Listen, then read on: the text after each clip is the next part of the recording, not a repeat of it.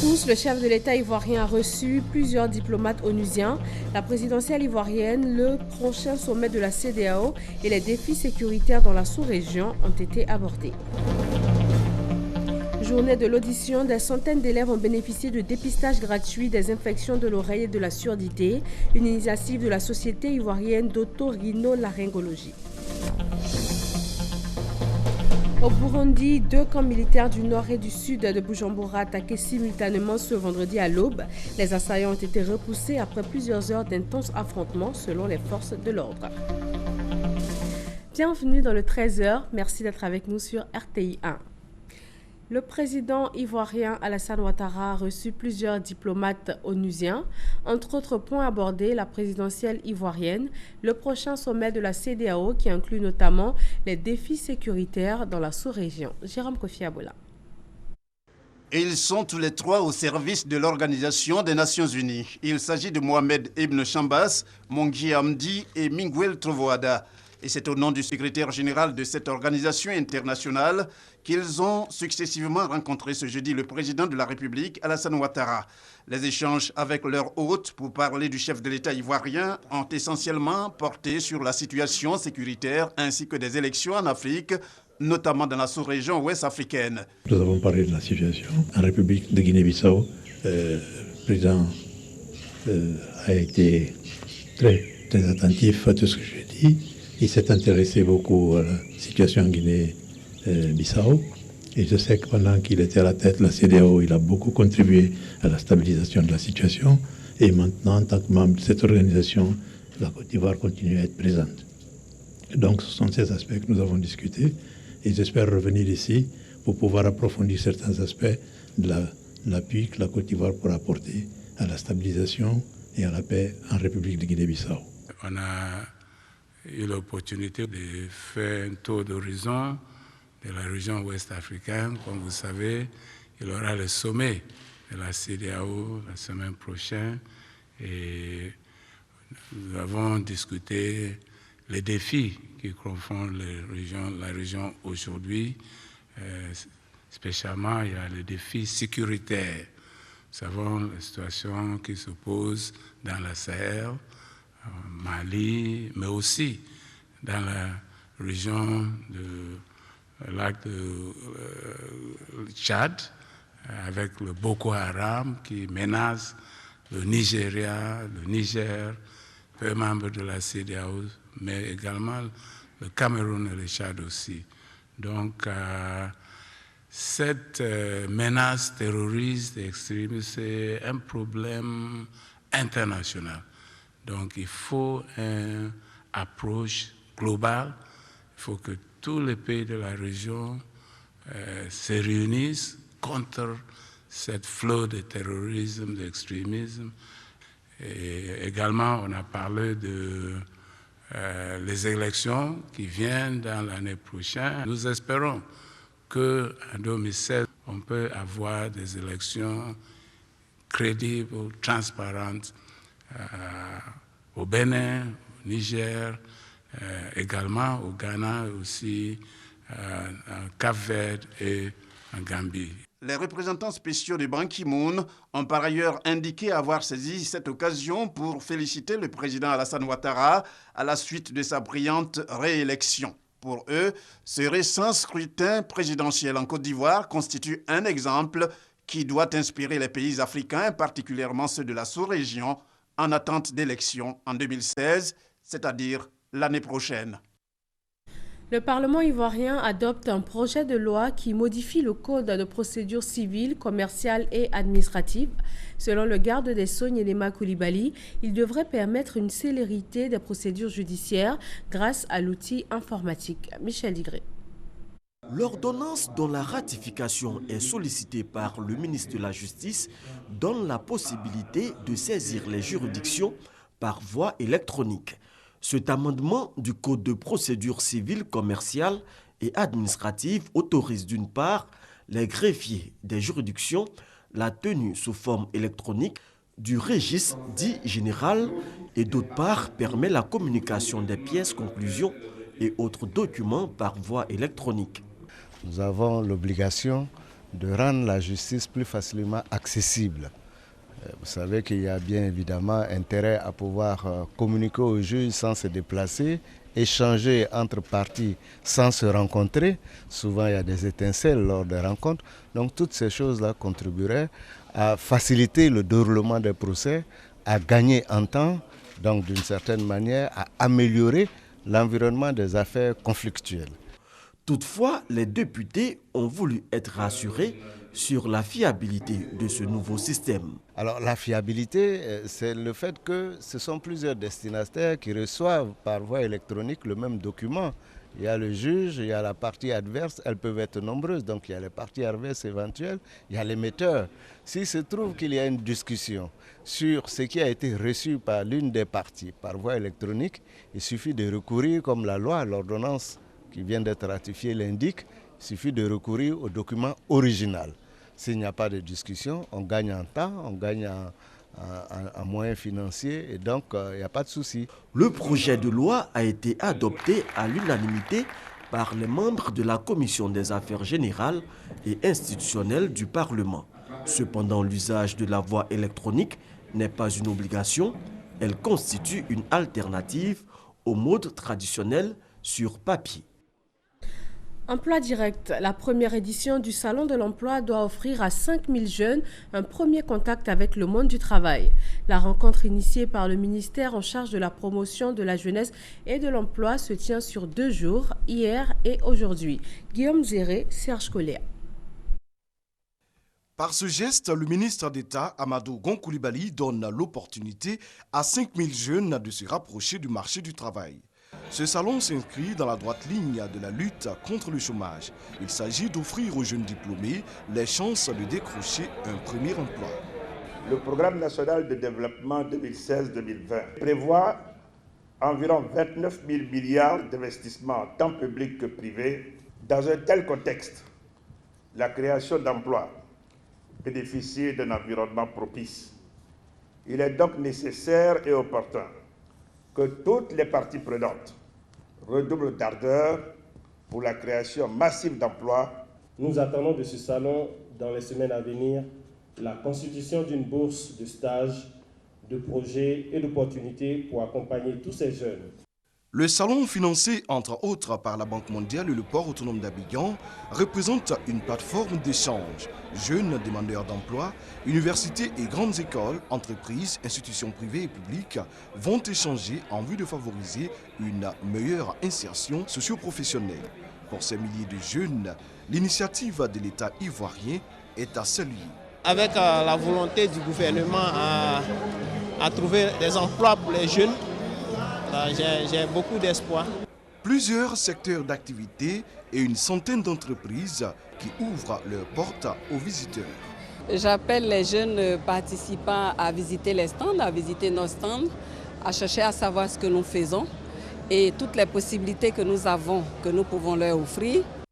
En plus de l'exposition, ce salon sera également animé par des conférences et des panels sur l'emploi des jeunes. Ouvert ce jeudi 10 décembre, il prendra fin le vendredi 11 décembre 2015. Fin du séminaire interpays sur le financement de la formation professionnelle en Afrique. Plusieurs recommandations ont été faites, notamment la prise en charge du financement et le développement de la formation pré-emploi et de l'apprentissage. Pargas reconnaît. Le secteur de la formation professionnelle est aujourd'hui confronté à de nombreux problèmes de financement selon l'Association pour le développement de l'éducation en Afrique, ADEA. La problématique du financement de la formation professionnelle interpelle donc l'ADEA.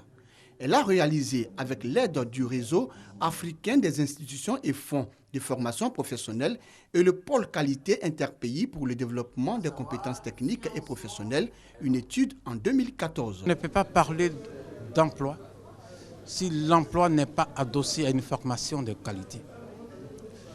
D'où le sens effectivement de cette thématique que nous avons choisi, le financement de la formation professionnelle.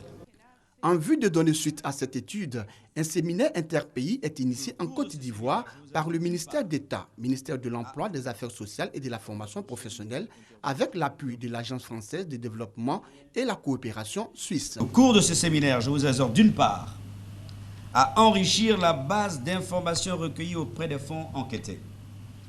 Et d'autre part, à avoir des débats enrichissants sur la manière dont vos différents fonds interviennent dans les domaines de la formation continue, en entreprise et de la formation de pré-emploi pour les jeunes, au moyen notamment de l'apprentissage et de la formation par alternance. Durant 2 jours, plusieurs recommandations ont été faites. Soutenir l'accroissement de la productivité et la compétitivité des entreprises à travers une main-d'œuvre qualifiée. Prendre en charge le financement et le développement de la formation pré-emploi, notamment l'apprentissage en veillant à sa pertinence au regard des besoins du marché du travail. Construction métallique, menuiserie, ébénisterie, plomberie, ce sont entre autres formations dispensées au Centre de formation professionnelle de Gagnoa. Le centre forme des ouvriers qualifiés depuis 1960. À Mississauga nous ouvre ses portes. Centre de formation professionnelle de Gagnoa, CFP, plus de 500 élèves dont une trentaine de filles formées à la construction métallique, menuiserie, ébénisterie, maçonnerie, électricité et plomberie sanitaire. Tout un art qui s'obtient au bout de 3 ans. On n'est pas là que pour faire que des portails, des antivols, des fourneaux, mais nous fabriquons un peu de tout ce qui concerne aussi le bois. Dans notre besoin, parce que nos machines sont un peu vieilles, il y a des machines qui datent de plusieurs années. Donc on a l'essentiel, mais on a besoin d'autres machines et des machines modernes pour pouvoir perfectionner notre travail et pour pouvoir permettre à nos stagiaires d'être vraiment au niveau requis qu'il faut. En attendant que le centre dispose de matériel plus performant, cet ancien élève du CFP vient donner un coup de main aux stagiaires. C'est la menuiserie, quand il y a des travaux, comme les élèves ils sont pas encore bien formés, je les aide avec les professeurs et travail. Bien avant que je vienne au CFP, j'avais déjà la notion de la plomberie sanitaire. C'est ainsi que j'ai décidé de pouvoir me perfectionner. Ça me plaît, mais quand je dis ça me plaît, c'est comme si je retrouvais en moi la personne qu'il faut pour pouvoir aider en quelque sorte les parents dans le domaine de l'installation sanitaire. Les filles sont aussi dans ce secteur et sur plus de 500 élèves, il n'y a que 30 filles. Malgré ce nombre insuffisant, la motivation est là. Les gens pensent que c'est trop dur, mais au fait, c'est pas dur. Couper des fers, pour moi, c'est pas dur. C'est un métier qui nourrit son homme. Au sortir de ce métier, tu peux jamais chômer. Je ne veux pas travailler pour moi-même. C'est trop cher. Je vais aller dans une entreprise pour travailler. Une fois que tu as fini tes 3 ans, tu peux continuer ou bien aussi t'arrêter. Si tu n'as pas les moyens, il a choisi de faire la construction métallique parce que la construction métallique a plusieurs débouchés. On peut rentrer à la marine. Pour attirer un grand nombre de filles dans les filières professionnelles, l'État a revu à la hausse la bourse des jeunes filles, 180 000 francs par an, alors que les hommes ne perçoivent que 36 000 francs. L'accès au centre de formation professionnelle se fait par concours national avec un niveau minimum de 5e. Il existe en Côte d'Ivoire une loi sur l'accès à l'information publique. Un séminaire d'appropriation de cette loi a eu lieu à l'intention des journalistes. Patricia Omoetia. Rencontre journalistes et professionnels des médias. Au cœur des échanges, la nécessité d'aider les journalistes dans la recherche de l'information et surtout de l'application effective de la loi du 23 décembre 2013 relative à l'accès à l'information d'intérêt public. Cette loi permet à ce que l'un des droits fondamentaux universellement reconnus par la Constitution puisse évidemment s'exercer, je dirais, librement. Puisque notre Constitution, en effet, la Constitution ivoirienne consacre à l'article 7, alinéa 2, un égal accès à l'information de tous. Pour les journalistes professionnels ivoiriens, ces dispositions sont loin d'être prises en compte par les organismes publics. Nous allons demander aux législateurs de faire en sorte que le journaliste ait accès à l'information sans passer par la lourdeur administrative. Je pense que cet élément-là, si on a pu le corriger, on aura fait un bond en avant. Toujours est-il qu'il y a de l'amélioration qu'il faut apporter à cette loi. La KIDP, Commission d'accès à l'information d'intérêt public et aux documents publics, est chargée de veiller au respect et à l'application des dispositions de la loi du 23 décembre 2013 relative à l'accès à l'information et aux documents d'intérêt public. Donner la possibilité aux citoyens d'avoir accès à l'information, cela contribue donc à la gestion des bonnes affaires de l'État, puisque les citoyens bien informés pourront critiquer positivement ou bien désapprouver certaines actions du gouvernement. Cette cérémonie marque donc le démarrage des activités de la KIDP. La Côte d'Ivoire rejoint ainsi la liste très restreinte des pays africains possédant un tel instrument dans leur législation. L'association Convergence de protection et de valorisation de la création audiovisuelle en Afrique sensibilise à la protection du secteur audiovisuel, notamment pour renforcer la lutte contre l'exploitation frauduleuse des productions. Le reportage de Patricia Omoetia. Ils veulent faire bouger les choses en Afrique pour converger vers un horizon meilleur. L'association Convergence de protection et de valorisation de la création audiovisuelle en Afrique se donne pour objectif de protéger et de valoriser la création culturelle audiovisuelle et les créateurs en luttant contre le piratage audiovisuel. L'association doit faire l'objet d'une sensibilisation auprès des créateurs pour que chacun rende compte ou réalise que ce qu'il crée peut être protégé. C'est un secteur d'avenir pour l'Afrique et il est plus qu'urgent, n'est-ce pas, de faire quelque chose. La question de piratage, c'est aussi cette question de sécuriser nos modèles économiques, avoir des œuvres qui restent nos propriétés et pas la propriété de ceux qui n'ont rien fait mais qui en profitent pour faire plus de chiffre d'affaires que nous. Un collectif panafricain composé de producteurs de films, de réalisateurs qui prend naissance aujourd'hui après plusieurs réunions préparatoires. J'ai pensé que l'Afrique était en retard et qu'il nous fallait également nous organiser pour ensemble mettre nos forces ensemble, nos textes, nos pratiques et lutter contre ce fléau qui empêche les acteurs du secteur, mais également les opérateurs de télévisuels, les éditeurs, satellites et tout, de gagner l'argent de façon légitime. Les membres présents ont procédé à l'élection du bureau au cours de cette assemblée constitutive. Après 25 années d'existence, la commission bancaire de l'UEMOA est évaluée. Il s'agit pour cette institution de mieux coller aux perspectives d'avenir. Les dirigeants des établissements financiers de l'espace ont salué ses performances. Noël Niagno. La commission bancaire de l'UEMOA, Union monétaire ouest-africaine, date de création avril 1990 à Ouagadougou au Burkina Faso, sous l'impulsion de Alassane Ouattara, alors gouverneur de la BCEAO, Banque centrale des États de l'Afrique de l'Ouest. Les fondements de la création mettent en terme aux dysfonctionnements constatés dans le système bancaire à cette époque-là.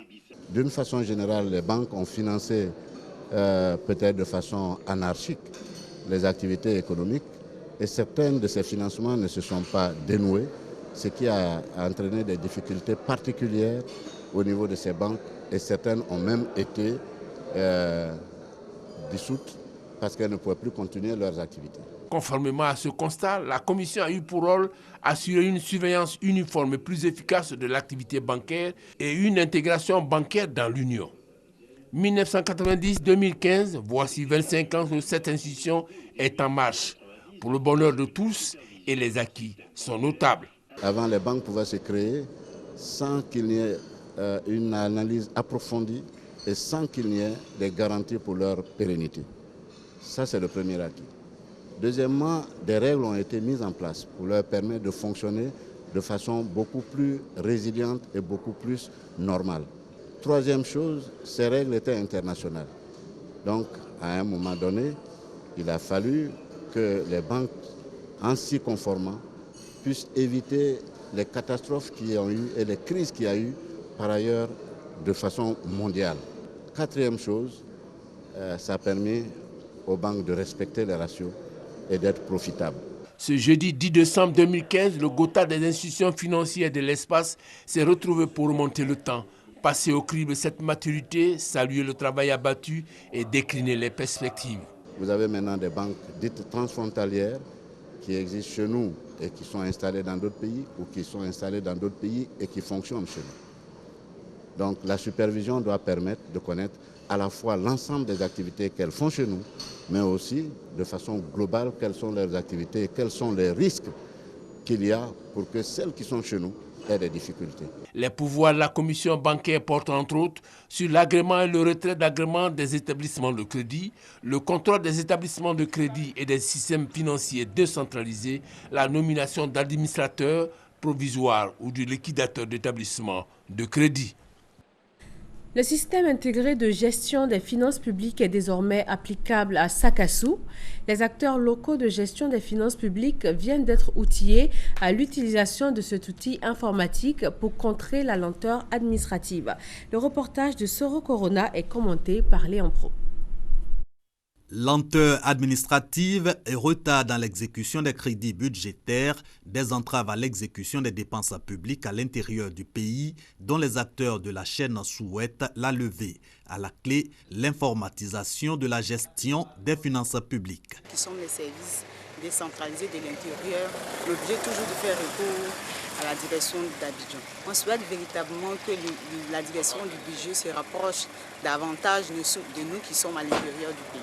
C'est long, c'est fastidieux, parce que vous imaginez, nous sommes tenus de faire souvent 2 à 4 tours à Boaké pour faire signer. On souhaiterait qu'on entre au SIGFIP, le système intégré de gestion des finances publiques.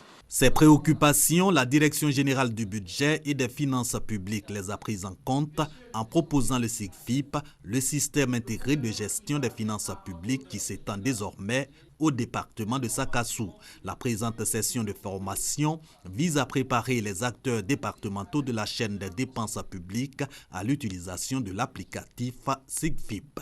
Au niveau de nos partenaires extérieurs, aujourd'hui, pour avoir la compilation des dépenses, vous l'avez en temps réel. Il suffit d'interroger la base. Vous pouvez avoir les crédits affectés dans n'importe quel domaine et dans n'importe quelle région de Côte d'Ivoire. Exécution du budget de l'État, régulation budgétaire, procédure de passation des marchés publics et d'élaboration du budget de l'État, rôle des acteurs des dépenses publiques sont entre autres les modules de formation sur les techniques d'utilisation du système intégré de gestion des finances publiques. 652 logements sociaux construits sur 2 hectares bientôt livrés. Lancée il y a 3 ans, la cité Ado est en phase de finition. Le ministre de la Construction, du Logement, de l'Assainissement et de l'Urbanisme s'est rendu sur le chantier. Franck Quadio. 652 logements sociaux bientôt livrés, 202 villas basses et 450 appartements.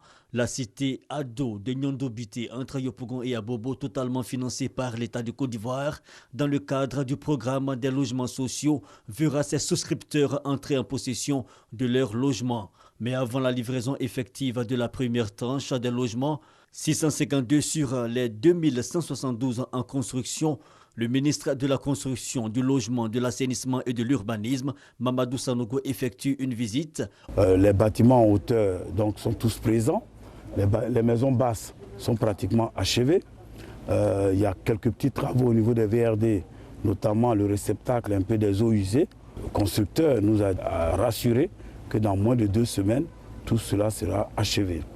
Au niveau des problèmes d'électricité, Côte d'Ivoire Énergie nous a rassuré que déjà il y aura un approvisionnement pour les premières familles qui vont recevoir leurs clés. Et justement, sur la question de la livraison effective des premières maisons, ce sera pour bientôt. Tout est prévu pour que les familles puissent y vivre. Donc c'est imminent. C'est bien pour cela que nous demandons à tous les souscripteurs qui ont en leur possession des reçus, des documents, des contrats de vente sur la cité Ado de se rendre donc au CEFAL. Cette administration se chargera d'établir la liste définitive des premiers, en tout cas, qui auront leurs clés. Pour le constructeur mandaté par l'État de Côte d'Ivoire, 8 hectares sur les 20 hectares superficie totale du site sont déjà exploités. Il se satisfait du quitus donné par l'État pour l'exploitation des 12 autres restants. 2 et 3 pièces à 5 et 6,5 millions de francs CFA et les appartements de 4 pièces à 11 millions de francs CFA par souscripteur. La première tranche aura suscité un investissement de 7 milliards de francs CFA. Notons que les travaux de la cité Ado de Nyondobité ont débuté en 2012. La gestion du réseau routier au cœur d'une rencontre entre le ministère des Infrastructures économiques et toutes les parties prenantes dans la gestion du patrimoine routier.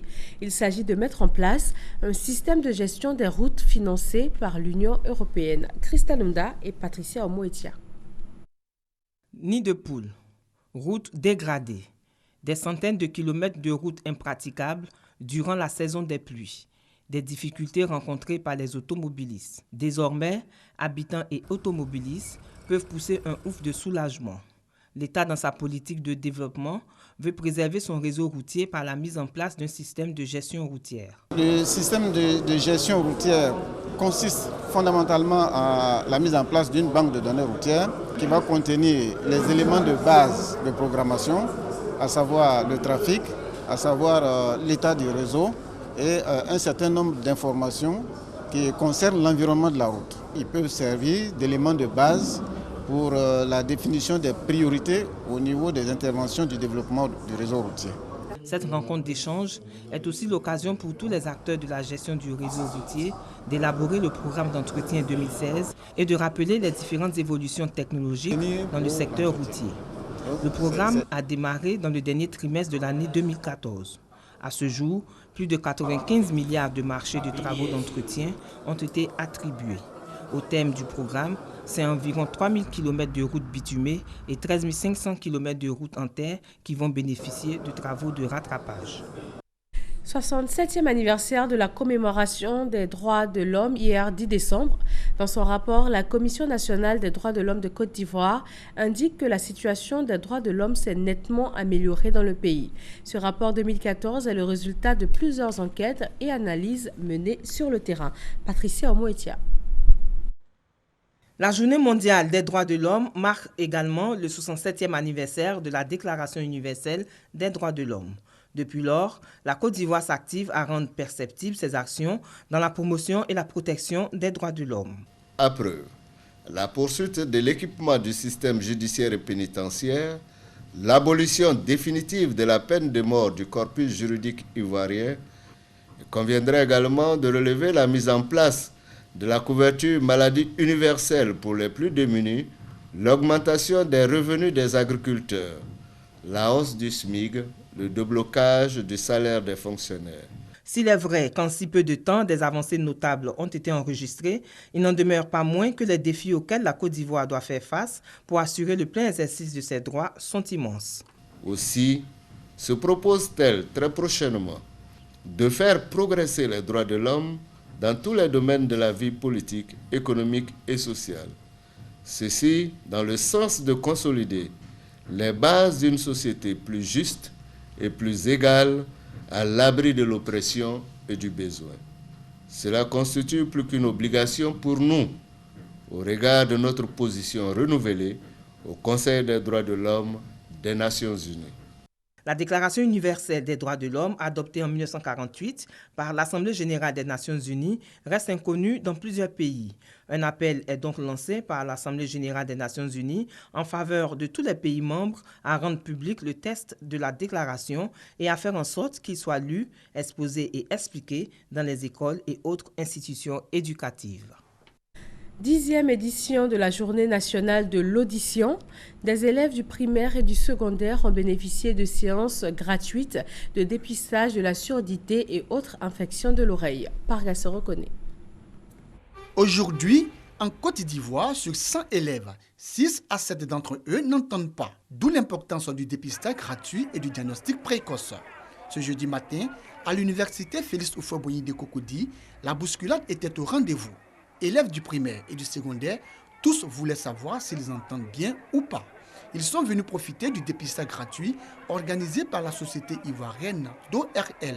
Je suis venue pour qu'on m'examine, pour voir si j'entends bien, si je n'ai pas de problème d'oreille. On nous a informé qu'il y avait des tests de dépistage pour les oreilles. Donc nous sommes juste venus pour vérifier, pour voir si on a un problème à l'oreille. Des techniques sont utilisées pour faire le diagnostic des surdités. L'examen qu'on fait s'appelle l'acométrie. Ça consiste à savoir si le patient reçoit bien les informations dans les deux oreilles. Tout ça permet d'évaluer si le malade est sourd ou pas. Un enfant qui n'entend pas bien ne peut pas avoir une bonne scolarité. Et comme ces examens ne sont jamais réalisés, ce sont des enfants qui auront de grosses difficultés scolaires, mais pour lesquels on ne saura pas la cause. Alors que peut-être que l'enfant est malentendant, il n'arrive pas à suivre les cours en classe et donc il a de mauvais résultats scolaires. Cette initiative de la Société ivoirienne d'auto-rhinolaryngologie et de chirurgie cervico-faciale est à sa 10e édition. Les journées nationales de l'audition s'achèvent le samedi 12 décembre. Deux camps militaires du nord et du sud de Bujumbura, capitale du Burundi, attaqués simultanément ce vendredi à l'aube. Les assaillants ont été repoussés après plusieurs heures d'intenses combats selon les forces de l'ordre. Mais plusieurs pays ont recommandé à leurs ressortissants de ne pas sortir de leur maison, notamment les États-Unis, la Belgique, la France et les Pays-Bas. Voilà pour ce 13h. Merci de nous avoir suivis. Très bon vendredi à vous sur RTI 1.